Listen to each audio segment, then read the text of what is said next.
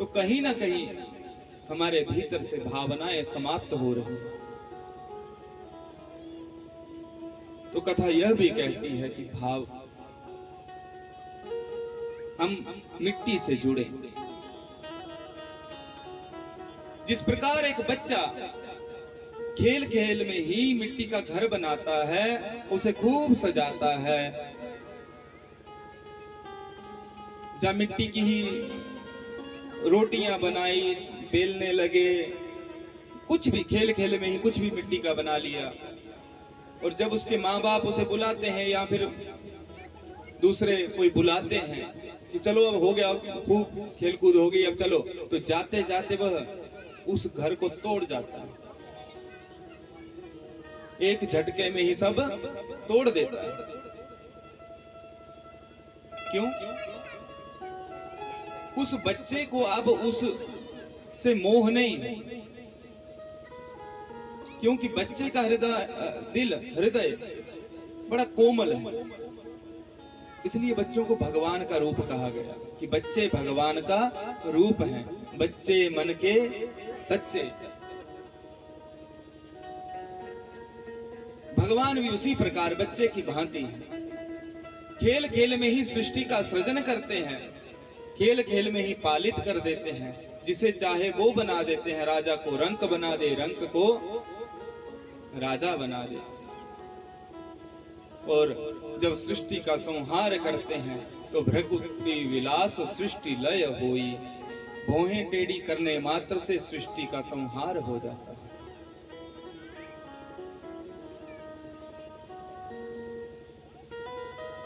यह तो प्रकृति का नियम है और एक न एक दिन हम सभी को ही जाना है। हम महाराज परीक्षित की कथा सुन रहे हैं। कलयुग का वर्णन हमने सुना, कलयुग के अवगुण भी सुने, लेकिन कलयुग का गुण भी देखा कि जो पुण्य सतयुग में तप करने से प्राप्त होता था, त्रेता में यज्ञ याग आदि कर्मों से प्राप्त होता था,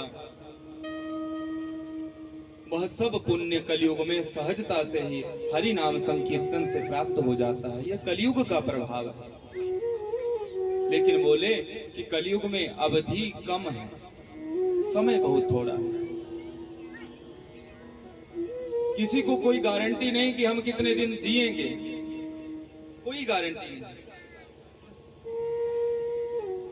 बड़ा सुंदर कथानक है कि हमारे यहाँ ऋषि हुए, ऋषि लोमश जी। क्या नाम था? ऋषि लोमश। उनकी कोई कुटिया नहीं थी, उनका कोई घर नहीं था। एक बार किसी ने पूछा कि गुरुदेव,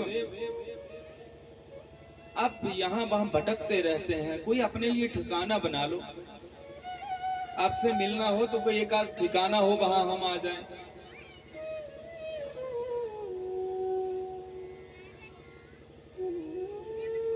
तो लोमश जी ने कहा कि बेटे, छोटी सी जिंदगी है, क्या घर बनाना, एक दिन चले तो जाना है। तो उसने कहा कि बाबा, आप तो ऐसे बातें कर रहे हो जैसे आपको पता हो कि आपकी आयु कितनी है। बोले हाँ, मुझे मालूम है मेरी उम्र कितनी है। बोले कितनी है? बोले भगवत कृपा से मैं ये जानता हूं कि मेरी उम्र कितनी है। चलो आज तुझे बता दूं। मेरे शरीर में जितने रोए हैं, ये जो छोटे छोटे बाल है ना, जितने छिद्र हैं, इतने बरस मेरी आयु है। बात समझ में आई? क्या बोले? कि जितने हमारे शरीर में रोम हैं, इन्हें कहते हैं रोम छिद्र,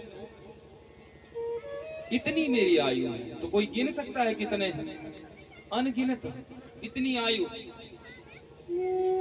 और इतनी आयु जिसकी हो वह कहे कि छोटी सी उम्र के लिए क्या झोपड़ी बनानी। ऐसे ऐसे सिद्ध महापुरुष। और हम लोगों को कोई गारंटी है ही नहीं कि आज जिएंगे कल जी पाए, कोई भरोसा नहीं। यहाँ तक कि अभी जो श्वास ले रहे हैं, श्वास वो बाहर जाएगा या भीतर आएगा, कोई गारंटी नहीं। कौन कब चला जाए, कोई भरोसा नहीं। 7 दिन ही हम सभी के पास है। महाराज परीक्षित को भी यही शाप लगा था जब उन्होंने शमीक मुनि का अपराध किया, गले में मरा हुआ सर्प डाला, तो ऋषिपुत्र ने शाप दिया कि जिसने मेरे पिता का अपमान किया है, आज से 7वें दिन उसे तक्षक डसेगा। जब राजा परीक्षित ने सुना, महाराज परीक्षित प्रसन्न हुए, दुखी नहीं हुए, क्योंकि मेरे से अपराध बना है। और महाराज परीक्षित ने अपराध खुद नहीं किया, जानबूझ के हेतु समझा जाए तो जिस मुकुट को उन्होंने धारण किया, उस मुकुट के ऊपर कलियुग बैठ गया था। क्योंकि महाराज परीक्षित ने एक बार एक घटना घटती हुई देखी। क्या देखा? जब पांडवों ने जाना कि परीक्षित सुयोग्य हो गया है,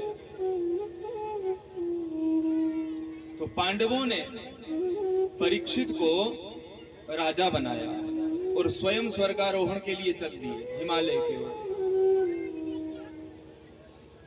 राजा परीक्षित ने सोचा कि मुझे अपने राज्य का भ्रमण करना चाहिए, देखूं तो राज्य में सब कैसे हैं।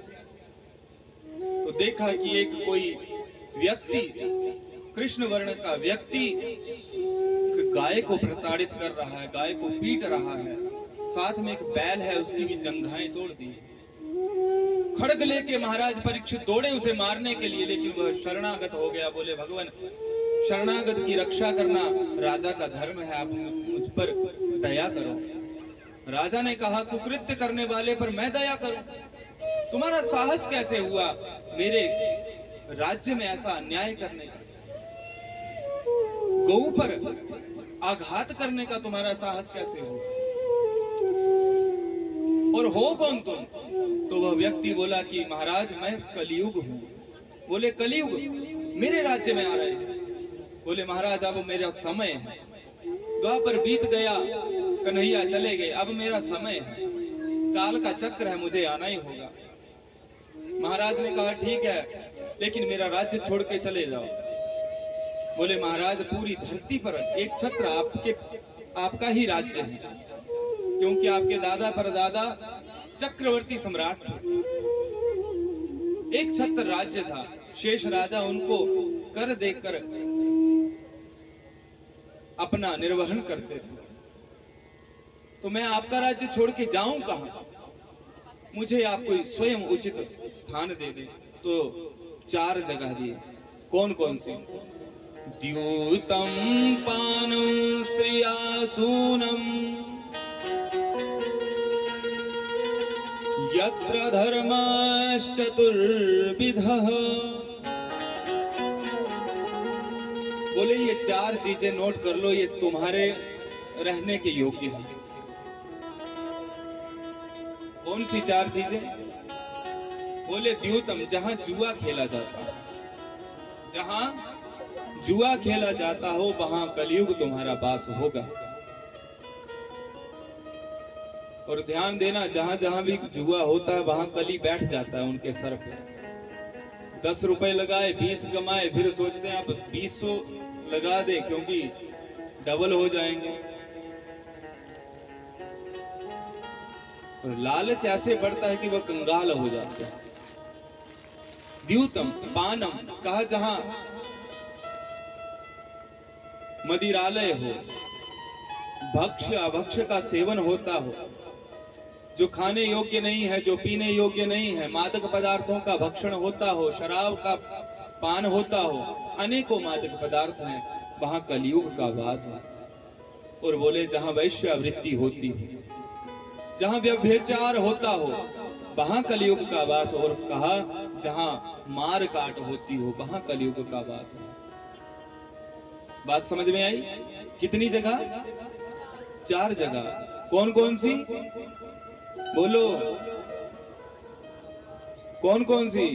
जहां जुआ खेला जाता हो, 1 नंबर।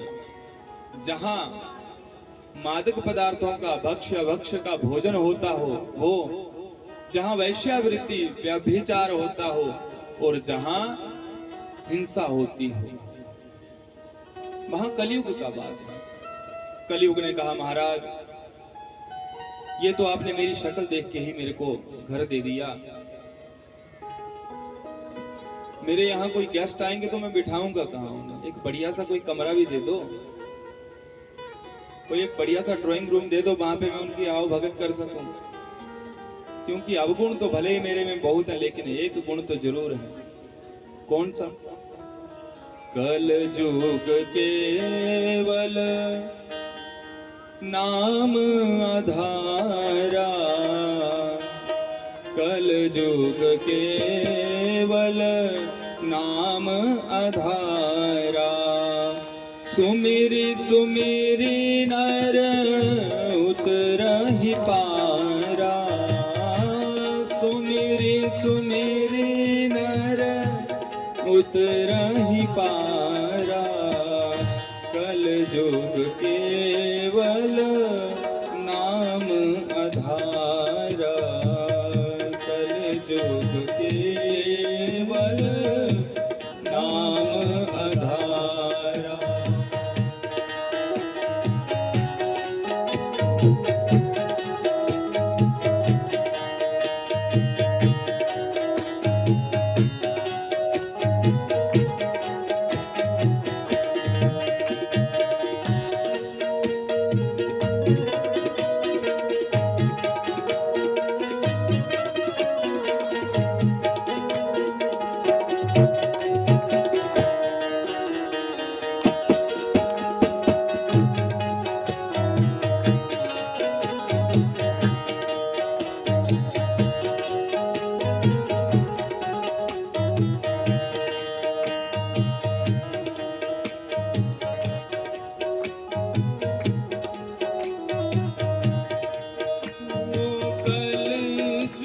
जोगना यज्ञ न ज्ञाना, कल जुग जोगना यज्ञ न ज्ञाना, एक आधार राम गुण गाना, एक आधार राम गुण गाना, कल जुग केवल नाम आधारा, सुमेरे सुमेरे नर उतरहि पारा, सुमेरे सुमेरे नर उतरहि पारा।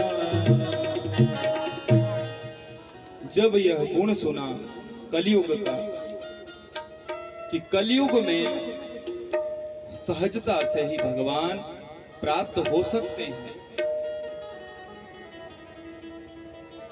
जहां सतयुग में मनसा कर्मणा और वाचा तीनों प्रकार के पाप और पुण्य होते थे, कलयुग में वहां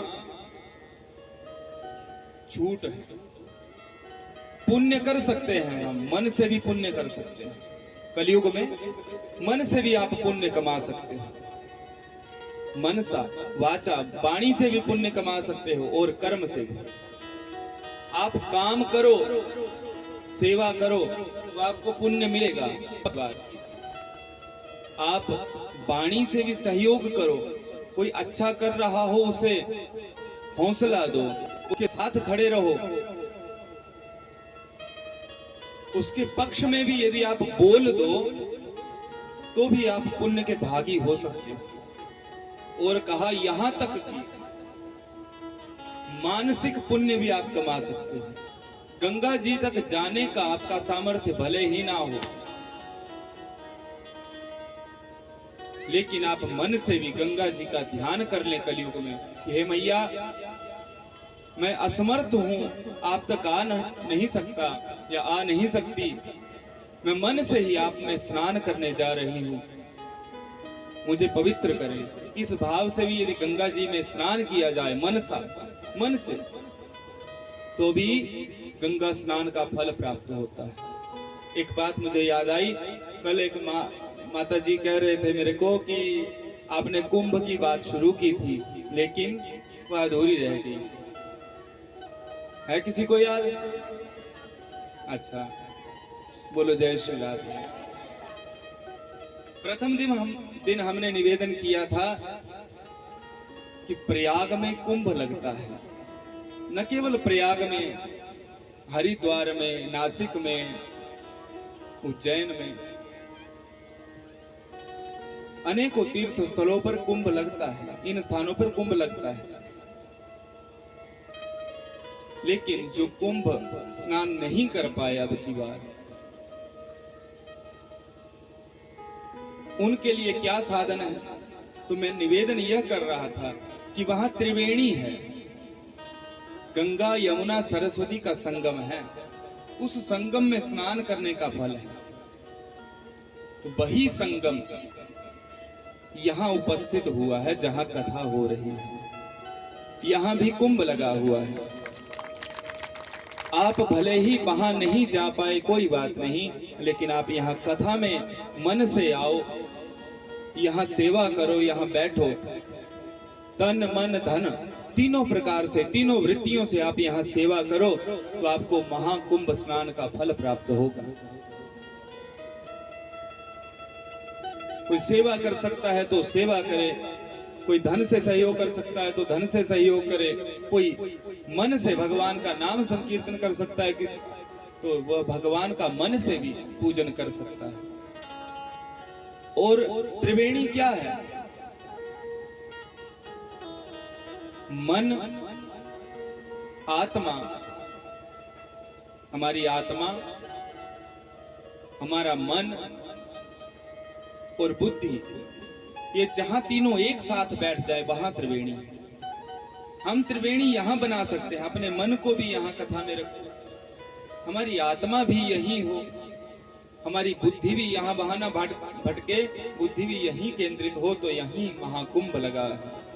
इसी कुंभ में आप स्नान करिए। बोलिए भक्तवत्सल भगवान की जय।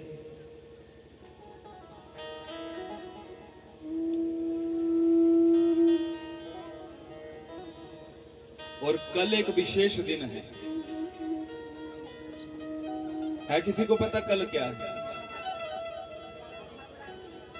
पीछे वालों को पता है? नहीं, रविवार तो है ही, वो तो मेरे को पता है। कुछ और भी है? अच्छा, नवरात्रि। हाँ, नवरात्रि है। आप जानते हैं कि ये कौन सी नवरात्र है और नवरात्रि कितनी बार आती है? चलो आज बता दूं। यूं तो प्रमुख रूप से 2 बार नवरात्र आते हैं, लेकिन गुप्त नवरात्रि भी रहते हैं 4 बार। ये जो कल से नवरात्र प्रारंभ होने वाले हैं उसे वासंतिक नवरात्र कहा जाता है, क्योंकि वसंत ऋतु है और कल से हमारा नववर्ष शुरू होगा। तो आपको नववर्ष की मैं यहाँ से अग्रिम बधाइयां दे दूं, और कल आप सभी लोग बड़े भाव से नववर्ष भी मनाएं।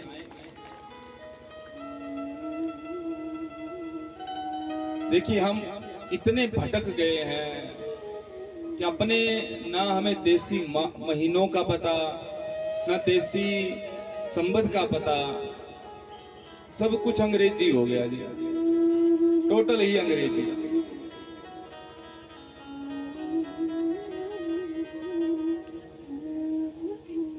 एक बूढ़ी माँ ने अपने पोते से पूछा कि बच्चे ये आज कितनी तारीख है?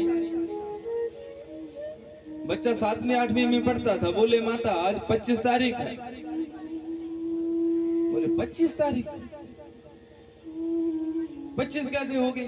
बोले नहीं नहीं, मैं आज ही कॉपी पे लिख के आया हूं। स्कूल में गया था, वहां पे मैंने कॉपी के ऊपर लिखा 25 तारीख। अरे बोले मैं वो वाली 25 नहीं, अच्छा महीना कौन सा? बोले फरवरी। फरवरी? माँ बोली नहीं, देसी महीना बोल। बोले ये भी कोई बीमारी होती है, देसी महीना भी होता है कोई? बोले बोले तू पढ़ता क्या है स्कूल में जाके? तो कहने का तात्पर्य बच्चे की कोई गलती नहीं, क्योंकि बच्चे को पढ़ाया नहीं गया। हम अंग्रेजी कल्चर को अपनाते अपनाते इतने उलझ गए उसमें कि अपने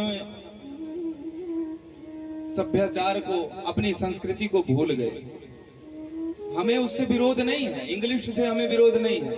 वो अलग बात है कि मेरे को नहीं आती, टूटी फूटी बोलते हैं बीच बीच में, वो अलग बात है। लेकिन हमें उससे विरोध नहीं, लेकिन अपना संस्कृति और अपने सनातन पर हमें गौरव जरूर है।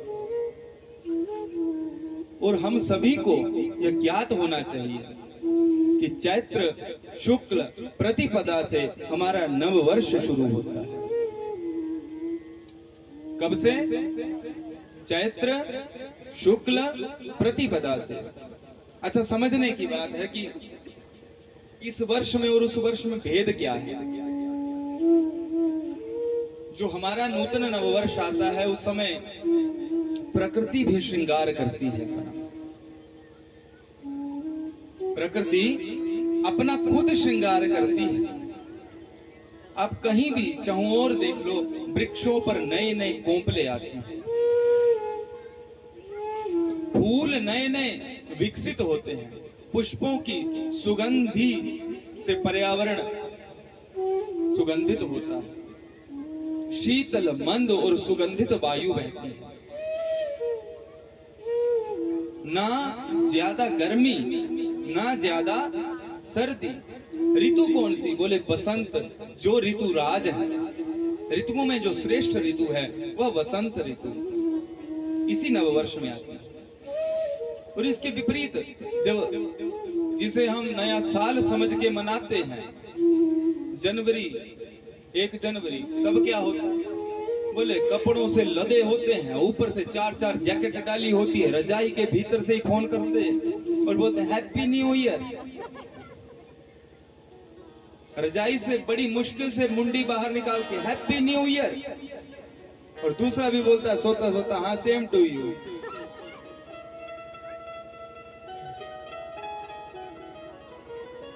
मुंह धोया नहीं और हैप्पी न्यू ईयर मना रहे हैं। और धोए भी कैसे, इतनी सर्दी होती। लेकिन हमारे जब नवरात्र आते हैं, नया संबत आता है, माताएं सुंदर श्रृंगार करती हैं, प्रकृति अपना श्रृंगार करती है, मानो प्रकृति भी नववर्ष मना रही हो।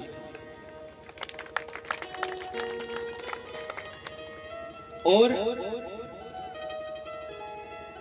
शक्ति पूजा की यहां महत्ता है। हम लोग शक्ति की पूजा करते हैं, दुर्गा पूजा। कन्याओं का हमारे यहाँ पूजन होता है, छोटी कन्याओं का। यहाँ पीछे खड़ी हैं देवियां छोटी छोटी, आए तो मानो भगवती यहाँ पहले ही आ गई हमें। देखो 1 2 3 4 5 6 7 8 पूरी 9 दुर्गाएं हैं यहाँ पे। बोली नव दुर्गा मैया की। और मेरे को लग रहा है कि भैरव भी हैं साथ में, है ना? ये देखो माँ स्वयं यहाँ प्रकट हुई है। भगवती के 9 रूप हैं, नव दुर्गा कहा गया। प्रथमं शैलपुत्री च, द्वितीयं ब्रह्मचारिणी, तृतीयं चंद्रघंटेति, कुसुमांडेति, चतुर्थकं पंचमं स्कंधमातेति, षष्ठं कात्यायनीति च, सप्तमं कालरात्रीति, महागौरीति चाष्टमं, नवमं सिद्धिदात्री च, नवदुर्गा प्रकीर्तिताः। ये 9 दुर्गा। और मैं आपको बता दूं, चलो नवरात्रि है तो आपको करना क्या है। जो तो आप सभी लोग बीजते ही होंगे।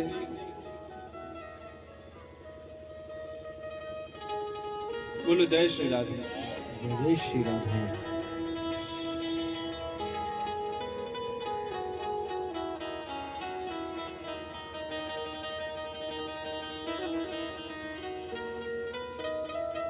हमारा शास्त्र कहता है कि 8 वर्षा भवेद गौरी।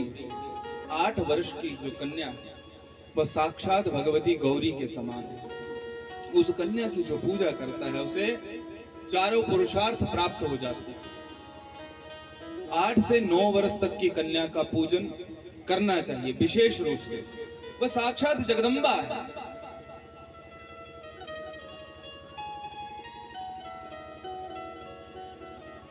हो सके तो बोले व्रती रहो, व्रत रखना चाहिए। बात समझ में आ रही है? किसे किसे आ रही है? चलो ठीक है। हो सके तो बोले व्रत रखो, और हमारी माताएं तो बहुत व्रत रखती हैं। एक बार जोरदार तालियां बजाओ अपने लिए, क्योंकि सच्ची बात है, माताओं के समान इतनी शक्ति किसी दूसरे के पास नहीं है। हमारे यहाँ तो कहा कि शंकर भी तभी शिव है जब उनके साथ जगदम्बा खड़ी है। यदि जगदम्बा वहां से हट जाए तो शिव जी भी शव के समान है। वो भी कहते हैं अब तो मेरे पास कुछ नहीं है। अर्धनारीश्वर का स्वरूप है भगवान का। सीधे सीधे कहें कि शिव के बीच से ईकार हटा दिया जाए, ईकार मानो जगदम्बा, ईकार यदि हट जाए तो शव ही शेष बचता है। हमारे भीतर जो चेतना है, जो शक्ति है, वह यह जगदम्बा का ही आशीर्वाद है। और एक बात कहूं माताओं, आपसे विशेष रूप से, आप बड़ी दयालु हो, बड़ी भावनात्मक हैं आप। कभी कभी भावना में आप इतनी बह जाती हो कि जैसे कोई लेके आई जन्म पत्रिका की, देखो मेरे पति के ग्रह कैसे हैं, मेरे बेटे के कैसे हैं। बोले कि ये व्रत रखवाओ। बोले मैं रख लूं तो? अरे उससे रखवाओ ना, तुम क्यों रखो? सबका ठेका तूने लिया है। अपने बच्चों को कभी नियम पालन से विमुख मत करो, उन्हें भी नियम में ढालो। कहो व्रत रखो, ऐसा नहीं, जबरदस्ती वाला नहीं, प्रेम से, ज्यादा भी नहीं रखो। जितना शरीर सहन कर सके उतना रखो। ये ना हो कि व्रत के चक्कर में भूखे भूखे उल्टा काम ना हो जाए। बोले जय श्री राधे, और फिर आके मेरे को पकड़ दो, पंडित जी आपने बोला था। तो प्रेम से जितना शरीर सहन कर सके उस प्रकार से व्रत रखो, और अपनी संतानों में भी यह संस्कार डालो कि वह भी धीरे धीरे नियम का पालन करें। जगदम्बा की पूजा का बड़ा महत्व है, बहुत महत्व है।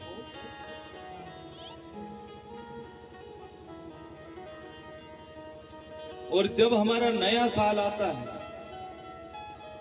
सीधा सीधा कहें कि वित्तीय वर्ष भी तभी से शुरू होता है। सरकार का लेखा जोखा भी। एक हमारे भाई साहब कल कह रहे थे कि आ रहे थे वो बसोली की साइड से, उनका 2000 का चालान कट गया। बोले पंडित जी बड़ा महंगा पड़ा। तो वो सरकार भी 31 मार्च तक सारा क्लोज कर दिया अपना हिसाब किताब। पुलिस वाले भी लगे रहते हैं, भाई हमें टारगेट सेट करना है पूरा। सरकार भी बजट तभी पास करती है। और दूसरी बड़ी बात है, देखो बड़े मजे की बात है, बच्चों के रिजल्ट भी तो अभी आते हैं, उनका नया सत्र भी अभी शुरू होता है कि नहीं? और दिसंबर में, जनवरी में क्या होता है, सबको अपनी अपनी टेंशन। किसी ने आग जलाई है, किसी ने 2-2 स्वेटर डाली है, किसी ने मुंह नहीं धोया और थाली भात की पकड़ी है हाथ में। तो आप सभी लोग कल नववर्ष मनाएं। किस ढंग से? बोले आप सभी लोग यहाँ कल आओ तो पीत वस्त्र धारण करके आओ, उससे हम नववर्ष मनाएंगे। और भगवान ने यदि चाहा, लक्ष्मी नारायण जी ने चाहा, तो हमारे कन्हैया भी कल आएंगे। पक्का नहीं बोलता मैं, प्रयास करेंगे। यदि कन्हैया की इच्छा हुई आने की तो कल आएंगे, नहीं तो जब आएंगे तब तो आएंगे। बोलो जय श्री राधे। और अपने अपने घर के ऊपर एक ध्वज लहराएं कल, ठीक है? ध्वजा, चाहे वो भगवी हो या पीले रंग की हो, अपना नववर्ष मनाना सीखें। बोली भक्तवत्सल भगवान की, विषय थोड़ा आगे पीछे हो गया। तो हम चर्चा कर रहे थे कि कलयुग के जब गुणों को देखा तो महाराज परीक्षित ने कहा चलो एक स्थान तुझे और दे देता हूं। कौन सा? बोले जा तेरा सोने में भी वास होगा, सुवर्ण में भी तेरा वास होगा। लेकिन यहां एक प्रश्न खड़ा हो गया कि गीता में भगवान कहते हैं कि हे अर्जुन धातु नामस्मि कांचन, धातुओं में मैं सुवर्ण हूं, धातुओं में मैं सोना हूं। तो एक ही कमरे में, एक ही घर में दोनों सूर्य और अंधेरा कैसे रह सकते हैं? पाप और पुण्य एक साथ कैसे हो सकते हैं? दिन और रात एक साथ कैसे हो सकते हैं? बोले जो नीति से, धर्म से, न्याय पूर्वक धन इकट्ठा किया गया है। देसी भाषा में कहूं तो हमारे बुजुर्ग कहते हैं कि 10 नाखूनों की जो कमाई है, इससे जो धन इकट्ठा किया गया, कहते हैं उसे कहीं भी फेंक दो, वो यदि तुम्हारा हित का होगा, तुम्हारे हक का होगा, आएगा जरूर। देर सवेर सही, लेकिन आएगा जरूर, व्यर्थ नहीं जाएगा। भले ही 40 साल के बाद आए, ये भी पक्का प्रमाण है। अनेकों ऐसी घटनाएं हैं। और बोले वहां उस धन में नारायण का वास है, वहां भगवान विराजते हैं। और उस धन में कलयुग का वास है, जो अनीति से आया, जो ठगी से आया, जो बेईमानी से आया, वह अधर्म युक्त धन, उस धन में कलयुग का वास है। और जब कलयुग को सुवर्ण मिला तो सुवर्ण में कलयुग का वास हुआ। और जिस दिन महाराज परीक्षित से अपराध बना, उस दिन उन्होंने जो मुकुट धारण किया था वह जरासंध का मुकुट था, जिस जरासंध ने सदैव अत्याचार ही किए थे। उस मुकुट को धारण किया, इसलिए उस पर कलयुग बैठ गया और उनसे अधर्म हो गया। कभी कभार ऐसा ही होता है, हम लोग चाहते नहीं हैं, कभी किसी सज्जन व्यक्ति से भी अपराध बन जाता है, तो हो ना हो कहीं उसके भीतर कली का प्रभाव है, इसलिए उससे अपराध बना। बोलो जय श्री राधे। तो महाराज परीक्षित को शाप लगा कि 7 दिनों के भीतर ही तुम्हारी मृत्यु होगी। आज से 7वें दिन नागों का राजा तक्षक तुझे डसेगा। महाराज परीक्षित चिंतित नहीं हुए, वह निश्चिंत हो गए कि मेरे पास अब 7 दिन बने। और हम लोग कितने निश्चिंत हैं, हमारे पास तो ये भी गारंटी नहीं कि हम 7 दिन जिएंगे कि नहीं। कल तक जो यहाँ कथा में सहयोग कर रहे थे, उनका परिवार यहाँ आया हुआ था, क्या उन्होंने सोचा था कि ऐसी घटना घट जाएगी? तो ये नियति का विधान है कि ये चीजें किसी के बस में नहीं। यही बात कही, सुनहु भरत भावी प्रबल, बिलखी कह्यो मुनिनाथ,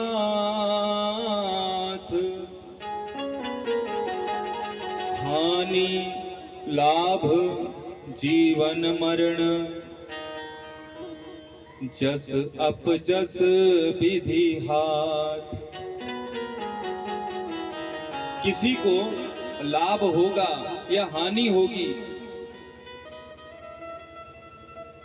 ये विधाता और प्रारब्ध के वश में है। किसी की मृत्यु कब होगी, कब जन्म होगा, सब विधाता के वश में है। चाहकर भी हम खूब प्रयत्न कर लें, नहीं होता। और किसी को यश मिलना या अपयश मिलना, ये सब बातें परमात्मा के हाथ में है। मृत्यु तो किसी के वश में नहीं। हम सभी के पास, हमारे पास भी तो 7 ही दिन हैं, चाहे कहीं से गिन लो। आज शनिवार है, शनि से गिनना शुरू कर दो। शनि, रवि, सोम, मंगल, बुध, वीर, शुक्र है 7। रवि से कर दो तो भी 7, शुक्रवार से करो तो भी 7। 8वां दिन अभी तक आया नहीं है। बोलो जय श्री राधे। जय श्री राधे।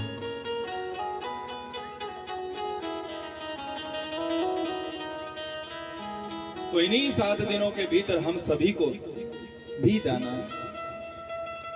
इसलिए संतों ने कहा कि जिंदगी का भरोसा नहीं है कोई।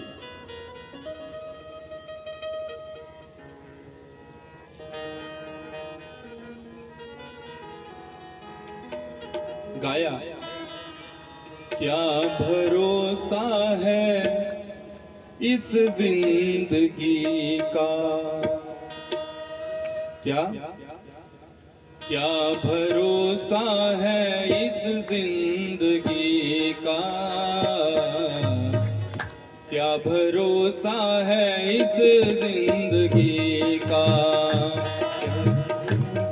है इस जिंदगी का, क्या भरोसा है इस जिंदगी का। साथ देती नहीं ये किसी का, साथ देती नहीं ये किसी का, साथ देती नहीं ये किसी का, साथ देती नहीं ये किसी का। क्या भरोसा है इस जिंदगी का, भरोसा है इस जिंदगी का।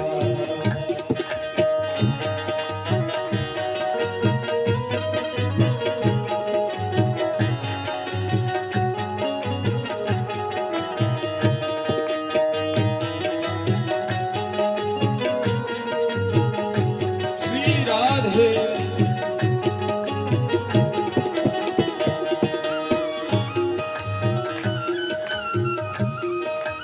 भाव से गाएं, भगवान को याद करते हुए गाएं।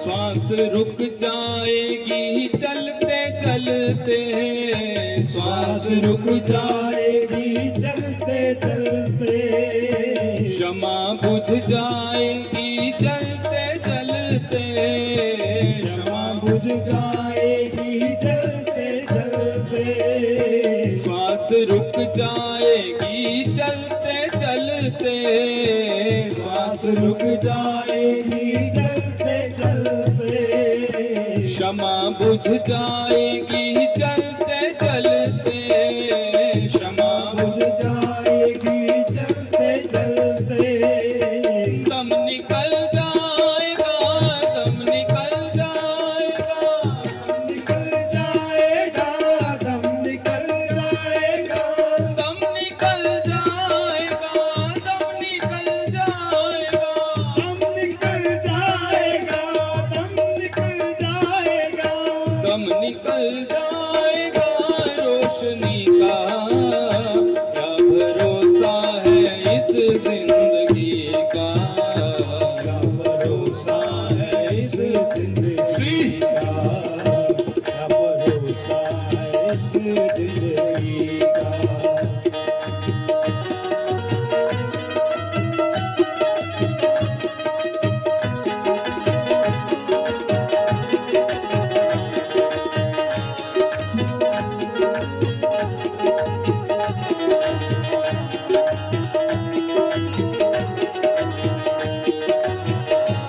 श्री राधे।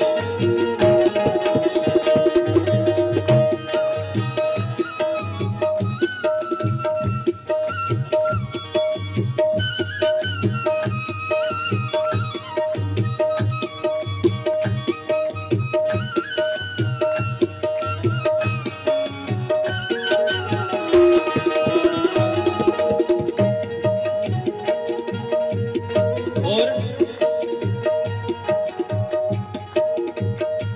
दुनिया कैसी है, साथ चलते हुए तो दिखाई देती है, लेकिन साथ देगी है किसी को भरोसा? बोले साथ कब तक होगा इसका? तो बताया कि धन कहाँ तक साथ देगा। धन की भी एक